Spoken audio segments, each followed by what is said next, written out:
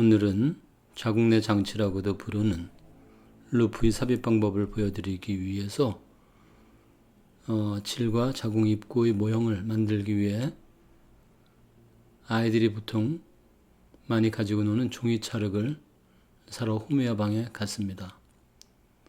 아이클레이라고 하는 제품으로 만들기 쉬운 종이 찰흙입니다. 가볍고 힘이 좀 없어서 뼈대를 만들기 위해서 철사도 함께 샀습니다. 지뢰 모양에 맞춰서 철사를 구부려 가지고 형태를 만들고 있습니다. 실제의 질보다는 약간 큰 크기로 만들었습니다.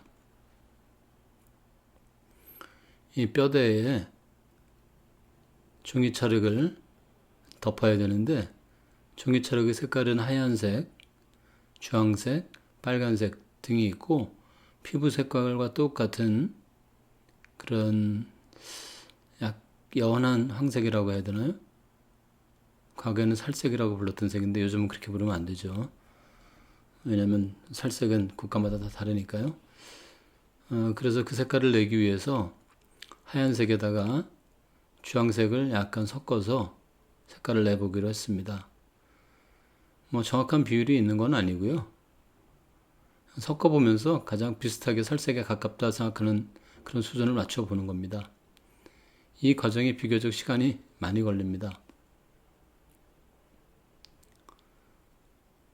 아무래도 살색하고 비슷하게 내야 되니까 여러 가지 색을 조합을 해야 되는데 그렇게 하면 번거롭기 때문에 저는 흰색에 주황색만 살짝 섞어서 서로 믹스를 했습니다. 따로 섞는 방법이 없고 손으로 주물럭거려서 뭐라 그러죠? 왜 떡친다고 그러죠? 왜 이렇게 삶은 쌀을 으깨가지고 이게 떡 만들듯이 그렇게 으깨가지고 색깔을 적당히 낸 다음에 그 찰흙을 아까 만들어둔 철사 뼈대에다가 붙입니다. 모양이 좀 엉성하기도 하고 또 만들다 보니까 양이 좀 부족해가지고 다시 추가로 만들고 시행착오를 여러 번 거쳤습니다. 지루하실 것 같아서 빨리 감기로 돌렸는데 이 만드는 시간만 한 20분 이상 걸렸습니다. 세상 일이 참 쉬운 일이 없습니다.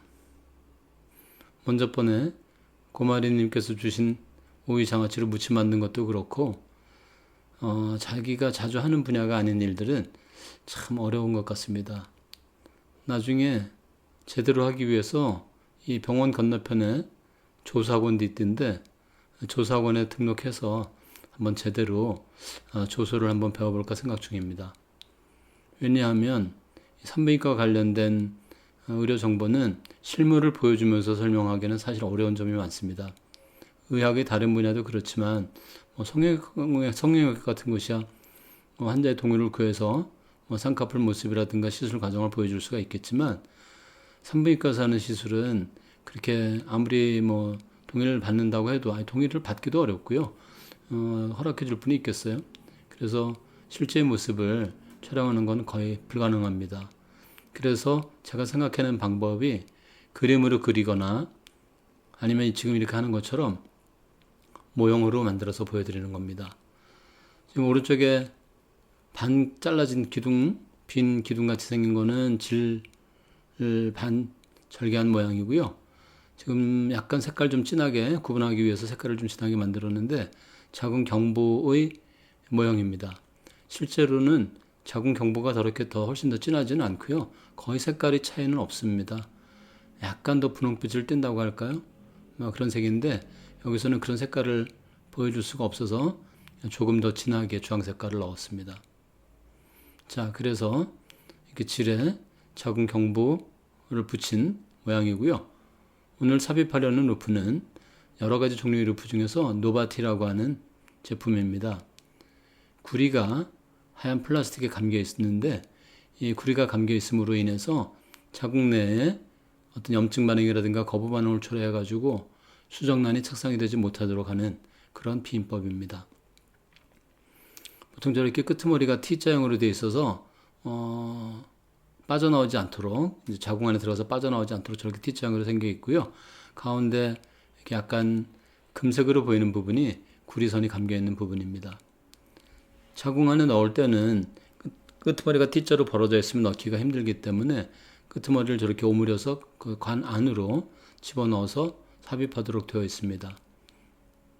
길이는 보통 7cm 정도 들어가도록 사람마다 다른데 그렇게 들어가도록 노란 부분에 그 길이를 맞춰두는 겁니다.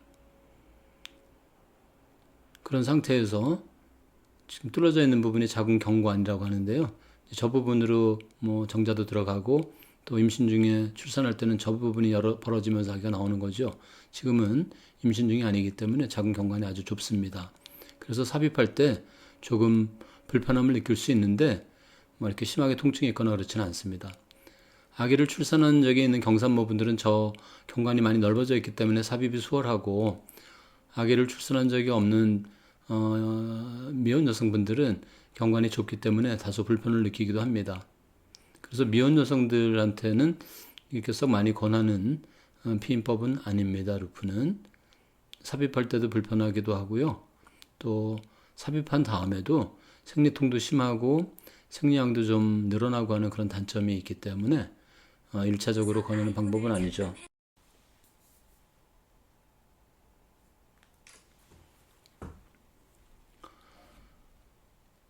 그래서 이렇게 삽입한 다음에 좀 뒤에 위에 자궁 부분은 없으니까 그냥 저렇게 노출이 되었는데 이렇게 경관에 삽입을 해서 안에 자궁 안에 이제 정상 위치에 들어갔다고 판단이 되면 겉에 가이드로 들어갔던 이제 관은 뒤를 잡아서 빼내게 됩니다.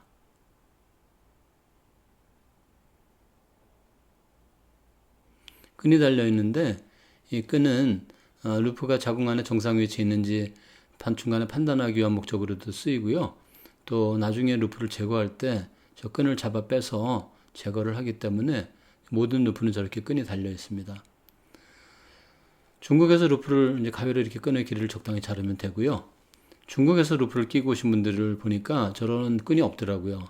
거기는 루프를 끼면은 아예 평생 빼지 않고 그냥 자궁 안에 두도록 연고 피임처럼 그렇게 사용을 하나 보더라고요. 그래서 빼는 것이 굉장히 힘듭니다. 특수한 프로브를 집어넣어서 빼야 되기 때문에요. 자, 이제 왼쪽에 보이는 것이 이제 자궁 모형인데 지금 보여드린 부분은 자궁 경관에 루프 끼는 모습이었고요. 자궁 안에 정상 위치에 들어가게 되면 저렇게 자궁 안에 가운데 그 자리를 잡고 있게 되죠. 저 상태로 이제 피임 효과를 발휘하는 겁니다. 그리고 나중에 제거할 때는 끈을 잡아서 당기면은 빠지고요.